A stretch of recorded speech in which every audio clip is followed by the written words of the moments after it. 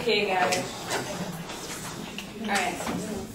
So, birthright citizenship was first established under the 14th Amendment to reverse the U.S. Supreme Court's Dred Scott decision holding that people of African descent can never become citizens.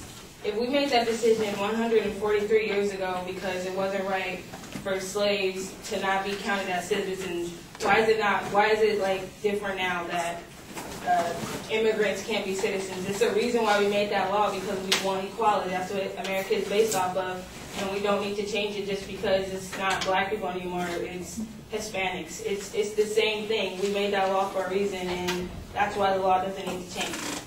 Margaret Scott, an immigration attorney, stated that there are some people who are convinced that getting rid of birthright citizenship will not stop illegal immigration. In countries that don't have birthright citizenship, they still have lots of illegal immigration. About the bill, they never talk about how expensive it is, they never talk about funding it, and they never talk about the practical aspects. Even the states that are proposing this haven't talked about how they're going to administer this. Immigration studies by Pew Hispanic Center show that, in fact, roughly 80% of immigrant mothers in 2008 and 2009 have been in the U.S. since 2005, and 90 to 95% of those mothers didn't even have their first child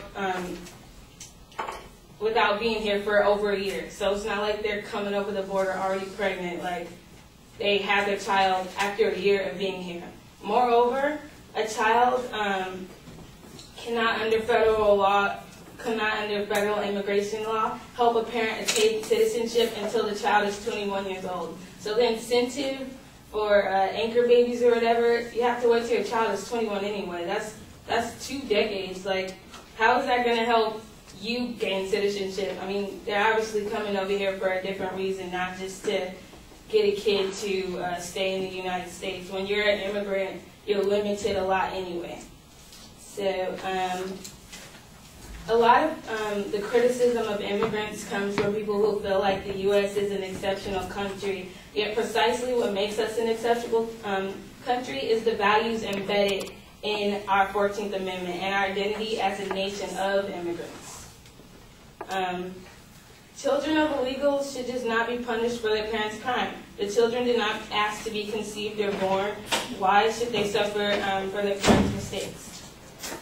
Undocumented come to the U.S. for opportunities, not for birthright citizenship. Denying American citizenship to the American-born children of illegals have a devastating effect to the overwhelming incentive for illegal immigration, which is the far greater economic opportunities available in the U.S. compared to the ones in Mexico or Central America.